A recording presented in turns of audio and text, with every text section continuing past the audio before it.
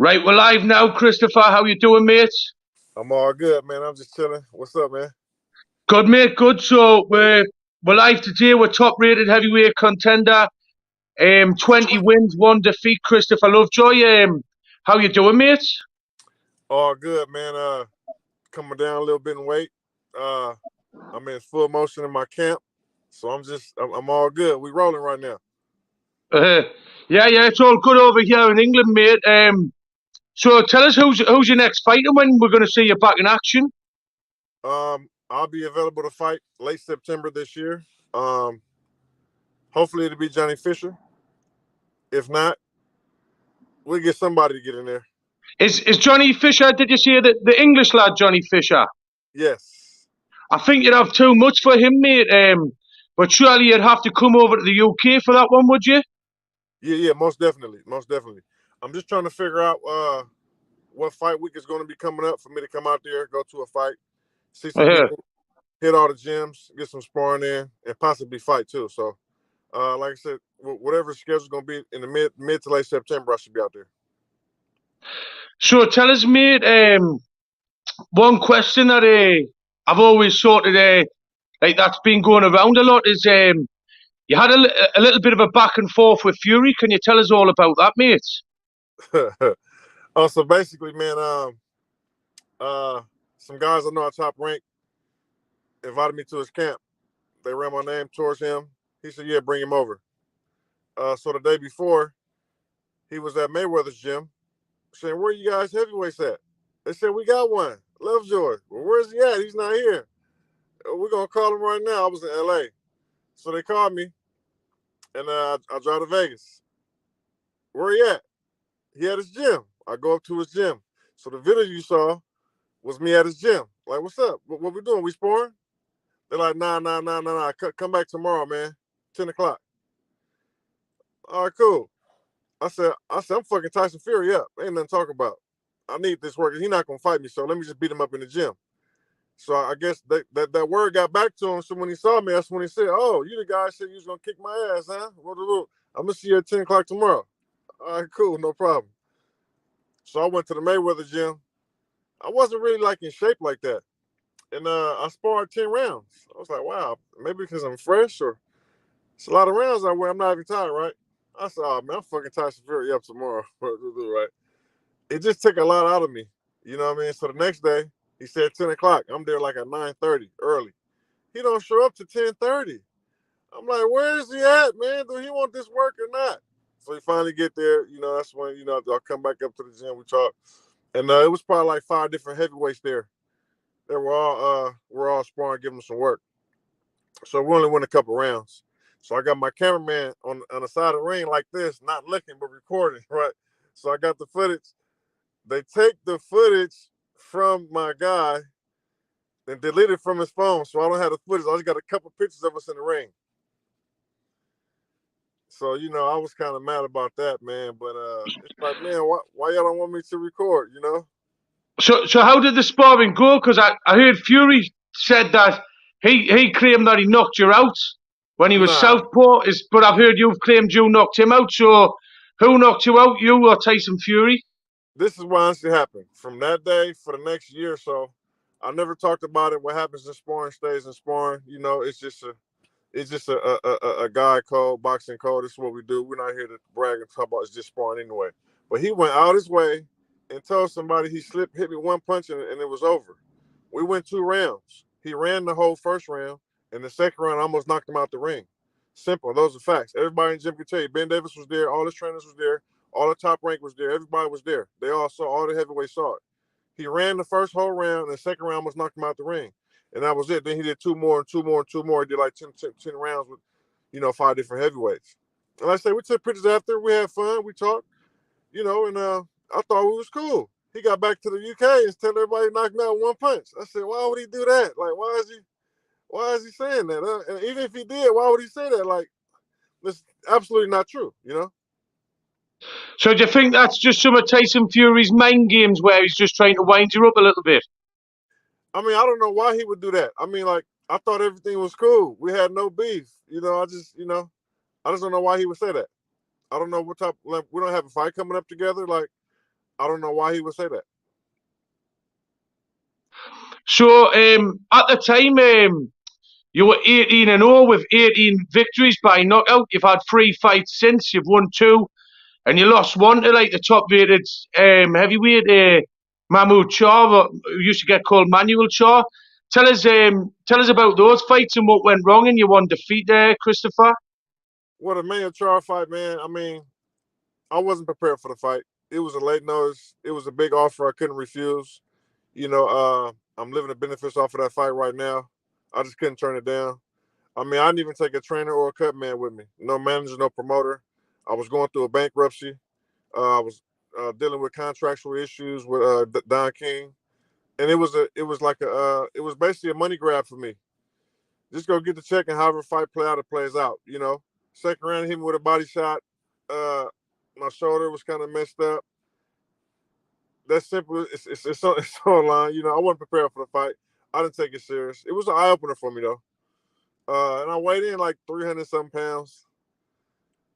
It was just all bad, for the boxing. But it helped me out, helped my life out. I'm in a good situation now. I'm back 100 times better. I came back, got me another win after that.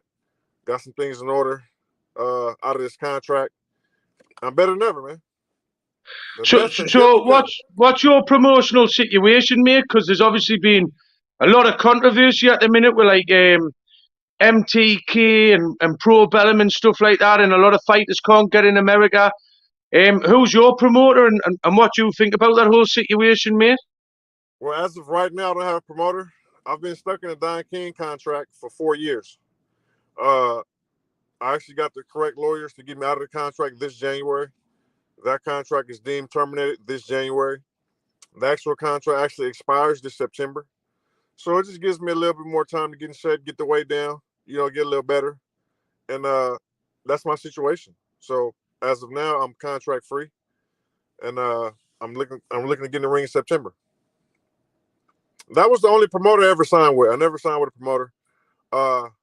I thought Don King had just retired after the other month when Trevor Bryan got knocked out. Yes, he did. Well, I've heard he did. But like I say, the actual contract that we had didn't expire till September. So I was letting it expire. That's all it was. It's already been deemed terminated because he was in breach of contract 2 years ago. He's been served with notice of breach, notice of default, and sent the final letter of termination. So, like I say, everything is cool. But like I say, just to avoid any type of problems, I flew to London. I had a fight against Dave Allen on a matchroom boxing card. He sent cease and desist letters claiming I'm still under contract, even though he was already in breach. So just to avoid those problems, I'm going to let the contract expire, man, and I'll be ready to fight in September. So what was your amateur background and stuff, Christopher, and how did you get in? Because you're quite a late starter in the pro game. Very late starter, man. I had no amateur fights. I only had 2 rounds of sparring before my first pro match, I had an athletic background. I played football, stuff like that in college. I had a chance to play professional football. And I was a street fighter. I fought a lot in the streets growing up. And I just looked at the skill level today with these boxers, especially the heavyweights. The skill level just wasn't there. And I just knew with some type of training, with my mindset, I can get in there if I give myself a chance to get in shape. And like I said, as far as sparring go, I've been there with some good guys. I've been able to hold my own with just mediocre training, And boxing is a lot mental. I still got my brains. I still got my face. I can still talk. You know what I mean? And I'm getting better. So we're gonna give it a good shot this fall. Well, that's the thing with boxing. I mean, I've competed myself a lot, and it's like you get a lot of wear and tear, don't you? If you're sparring heavy all the time. So what made you decide to want to start boxing after your like NFL, your football career and stuff, mate? Well, these guys were making money. Like I said, the skill level wasn't there, and I wanted some of that money. And I just feel like I can make the money based on where I'm at physically. Their bodies didn't really look like they were up to par, like they did in the 80s and 90s. And I just felt I can get there. You know what I mean? I'm a risk taker, man. So I went all in. I moved my family to Las Vegas. I started training at the Mayweather gym. I started training with Roger Mayweather. He passed away. And I started training with Floyd Mayweather Sr. And just sparring with all the heavyweights coming in the gym. People come to Las Vegas to spar from all over the world. So I just started getting better and better and better. Learning from each trainer, learning from each sparring session. You must have some amazing stories as well about like training in that gym, because I've heard everyone who said that, like when they've actually seen Floyd Mayweather Jr. in the gym, that he's one of the most dedicated trainers ever.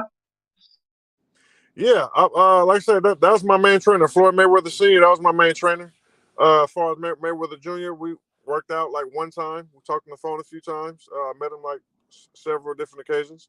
Like I say, it's called the doghouse, at the gym. So everyone comes there just spar until you get tired. Sometimes it's no bell, and they just spar. Either you get knocked out or you get tired. You got to kind of like be like a soldier to be in there. A lot of famous people come there, but it's a lot of good work there too, though. Despite from all the cameras and all the celebrities, it's actually good talent that comes through there. I mean, I've heard some stories about the doghouse when, like Hasim Rahman, I watched that one, Hasim Rahman Jr., when he had that spar that lasted an hour and there was a lot of stick.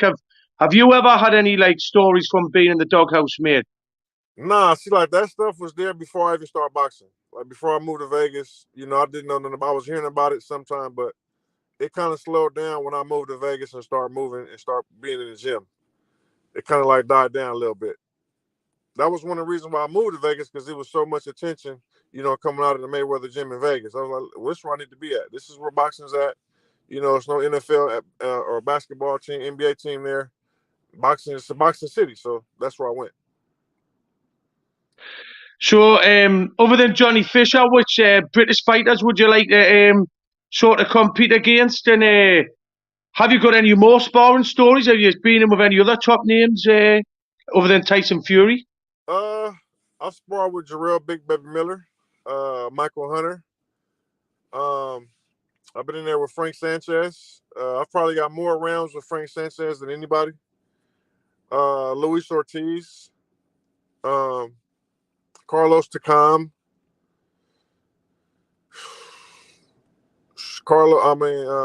Cassius Chaney. He's like 20-1. That's really about it. I try not to spar everybody because we're probably gonna fight at some point. I usually spar people that we're in the same gym or I know you personally, and we can spar. I don't want to be sparring people that we're probably gonna have a fight soon, or eventually sometime down the line. I spar Michael Hunter a lot. We might end up fighting at some point. That's my guy. I'm rooting for him. I think he's the best out west. But if I get in there with him, I'ma get him. So, what do you think realistically your best route to the heavyweight world title would be, Christopher? Because obviously there's a lot of names. You've got Usyk versus Joshua. You've got Deontay Wilder coming back. Fury saying he's retired, but he might be back. Do you think that what you call it? Who do you think's going to win out of Usyk and Joshua, and how do you think it's all going to end up, mate? I think it'll go the same way. I think Joshua has to really make it a fight, not a boxing match, to win this fight. Me personally, I don't think he has it in him. And I think Usyk could be prepared for if he wants to make it a fight. So I think it'll be the same decision, same thing, unanimous decision. I don't think Usyk gonna let it just turn to a brawl. I think he'll still outbox him at the end of the day. And as far as me go, man, I'm just 2 fights away from a world title, man. My next fight after this one, I'm gonna step it up real big, something nice, somebody like in top 20, top 30. And my name will be already out there. I got the record for it. You know what I mean? It's no networks holding me back, so I can't take these fights. And I'm willing to go in their backyard and fight them, man. No questions asked. Well, I know you said you're targeting Johnny Fisher, and you mentioned you'd spoke to Matchroom a little bit after like leaving your current promoter, Don King. Has there been any talk about a Johnny Fisher fight? Yeah. Like I said, his team said they want it. The management said they want it. I spoke with Eddie Hearn a few weeks ago in Vegas. I let him know I was out of the contract. There's no problems no more. He said, okay, Johnny's going to be back off injury. He'll be fighting in July, maybe August, and that's happening. He said after that fight, he wins the fight, we'll make you an offer. So I said, okay, cool. I'll talk to you in a month or so. And I'm rooting for Johnny. And like I say, hopefully he wins and we get that fight next. That's the fight I want. So, what was I going to say? Who do you fancy winning if you've been sparring? The likes of what's it called, Luis Ortiz. How do you see him getting on with Andy Ruiz in his next fight? Man, that's a good fight. I think it's a 50-50 fight to me. Uh, Luis Ortiz got a lot of experience. He was the so-called boogeyman in the heavyweight division for a few years back. Andy Ruiz, he's going to come with it. He's looking good. He's supposed to be in some phenomenal type of shape. Very fast hands, nice power. I think he got a chip on his shoulder. So it's a 50-50 fight for me. I wouldn't be surprised how the fight go. And another thing, right? Obviously, if you've been around Mayweather and he's now entering a lot of these exhibitions, and you see the likes of like Jake Paul and Logan Paul, what do you think about that whole thing, that like thriller sort of world and stuff? Is it weird? No, that's cool. I mean, a lot of people kind of hate on Jake Paul and the Paul brothers for taking away from the sport of boxing. I don't think they are.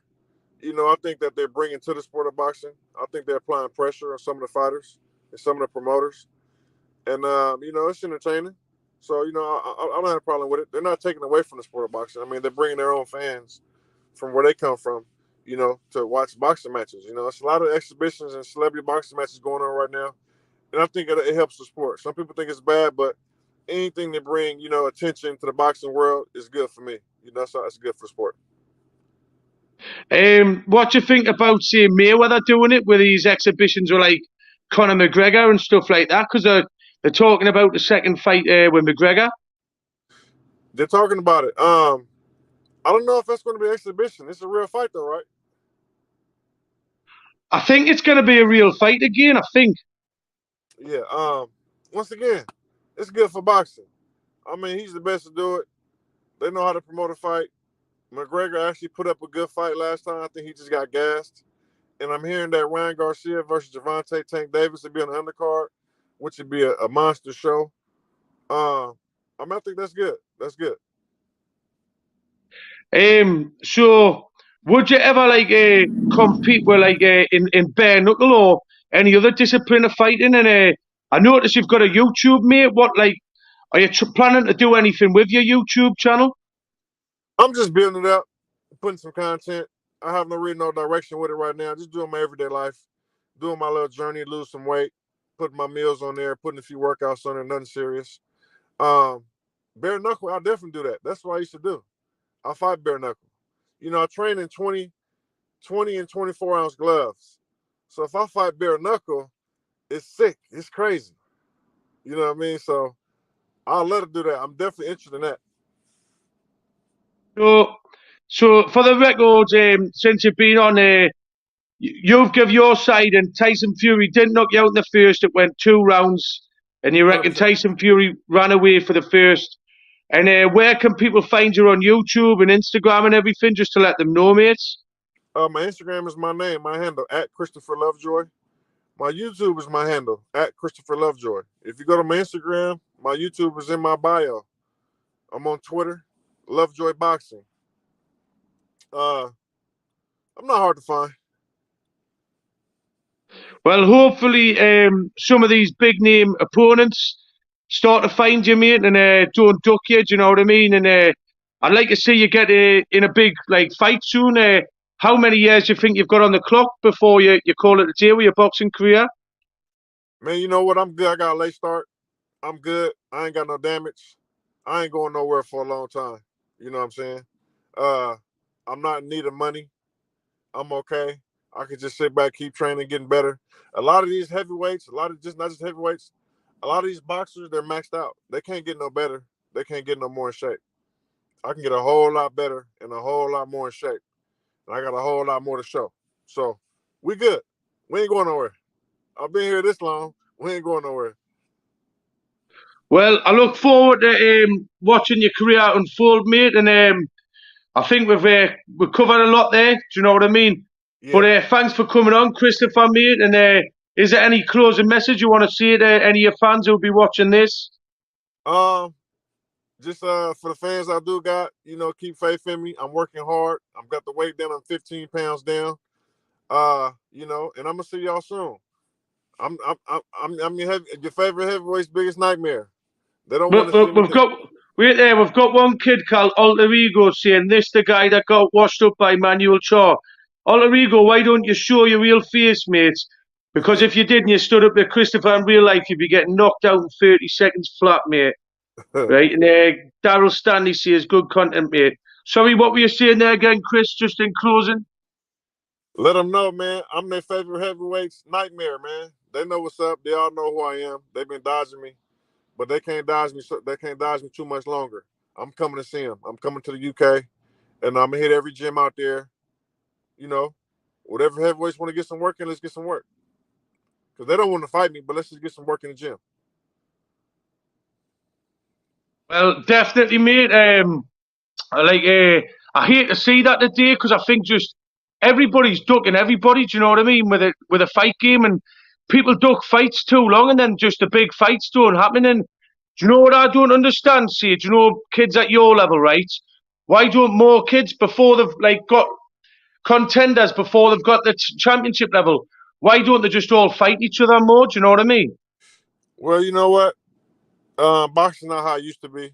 Boxing back in the day, 60s, 70s, 80s, you could have a couple losses and still be considered the best, the greatest of all time, fighting for world titles. And they all knew each other, they all sparred each other, they all fought each other. In this day and age, man, everyone wants to be undefeated. They want to preserve, their bodies, their minds, their weaknesses for a big payday. And that's, you got to respect it for the fighter. But for the boxing fans, it's like we don't want to see you fight, easy fights. And just, we're not paying our money to see boring fights. We're actually paying to see entertainment. And, what the boxers don't understand is that boxing fans are your fans, win, lose, or draw. Whether you win, lose, or draw, they're your fans. And they're paying for entertainment. They're paying to see you fight. They're not paying just come see you win an easy fight. You know what I mean? So the boxers have to realize what fans you do have. We're going to support you, win, lose, or draw. It's not like if you lose, we're not your follow you or you know be your fan anymore. We're still going to love you. This is what we love you for you. So, but a lot of them don't understand that. They think if they take a loss, they get off social media. You know, they don't want to do interviews. They go just into a dark place.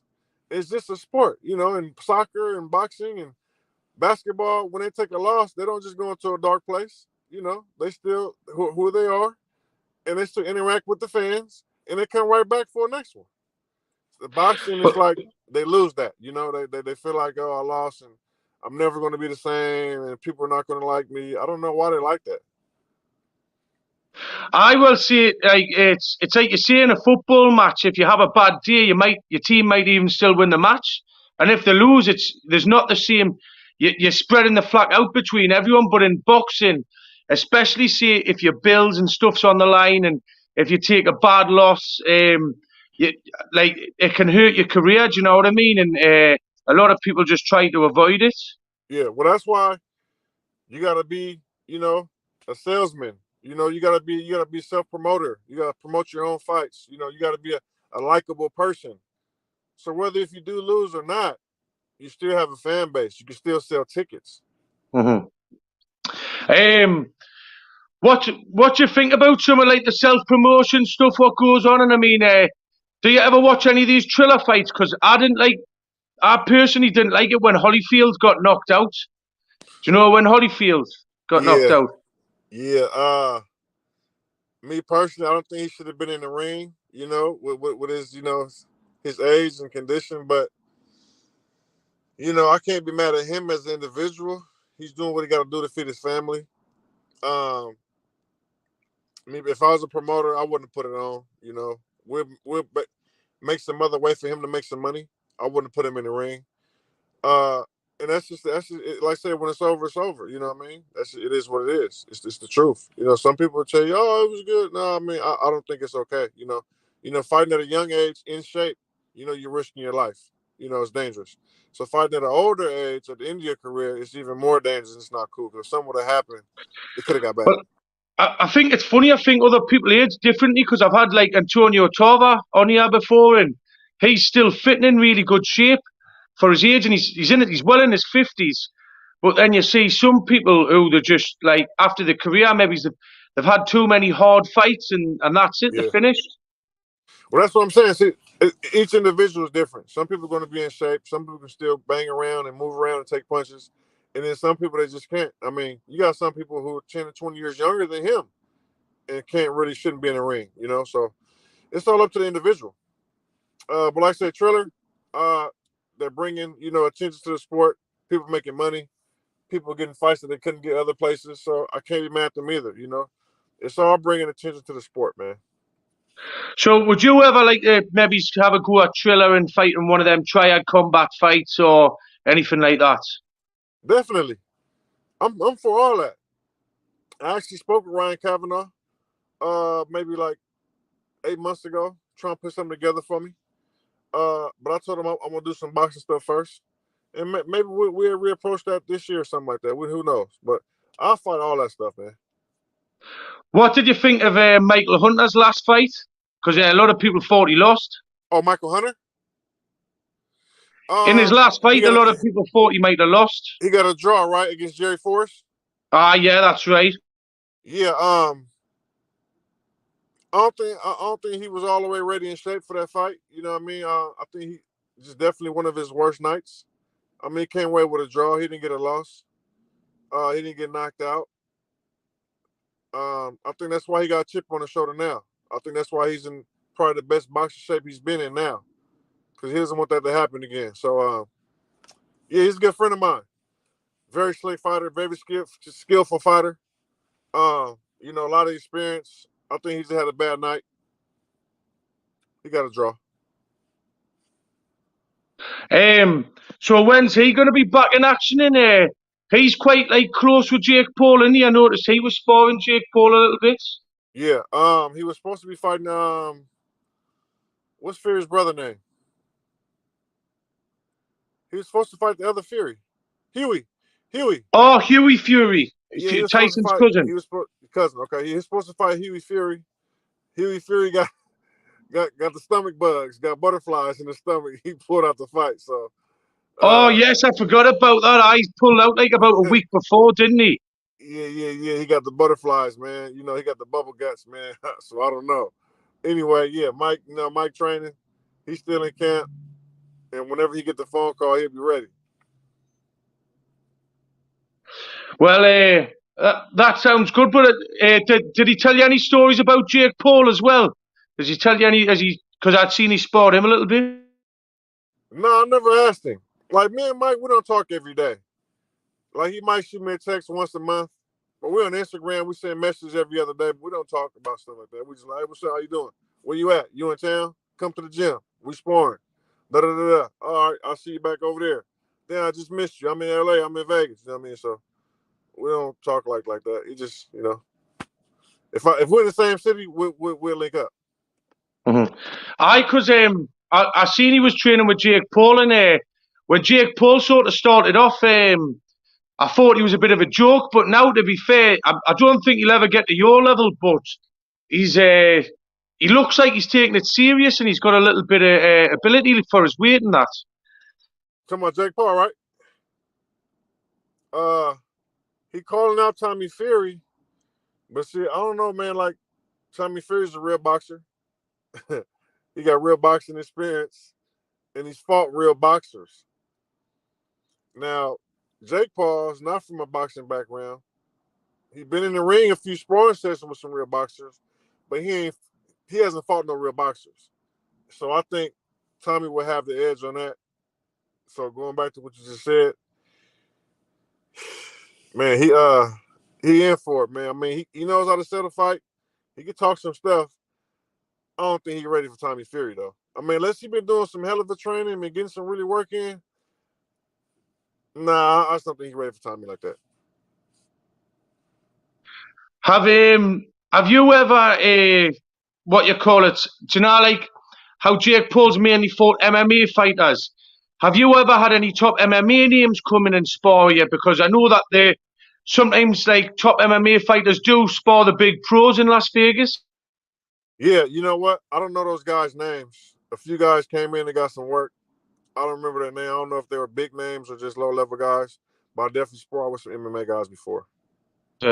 What about Ngannou? Have you ever seen him about? Because I'm sure he's based in Vegas quite a lot. I haven't saw him in person. No, I missed him a few times. He's been to the gym. He's actually trains with Dewey Cooper, a trainer I know very well, a trainer who's worked my corner for a few fights. So he's with Dewey Cooper a lot, training with him. And I've came to the gym and, oh man, the guy just left. You know, I just haven't seen him in person yet. And what do people say about his boxing ability? Some of your coaches, do they say he's good or he's not quite crisp enough or I what? don't know. Like I said, the conversation never really came up. I just missed him in the gym a few times. I wanted to just see him physically, see what he looked like, and that's it. Like I said, he just trains with a trainer I train with sometime, Dewey Cooper. Good trainer. So Bender goes asking, is this the guy who said Fury cheated with no padding in sparring? No, that's not me.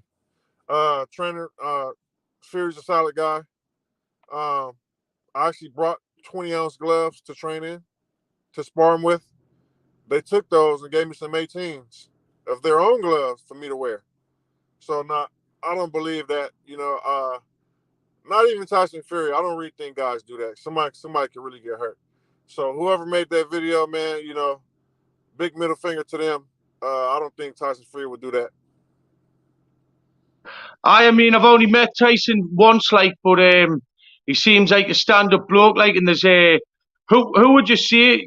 I understand if you don't want to, but who would you say is the biggest scumbag you've come across in the game, dislikable person?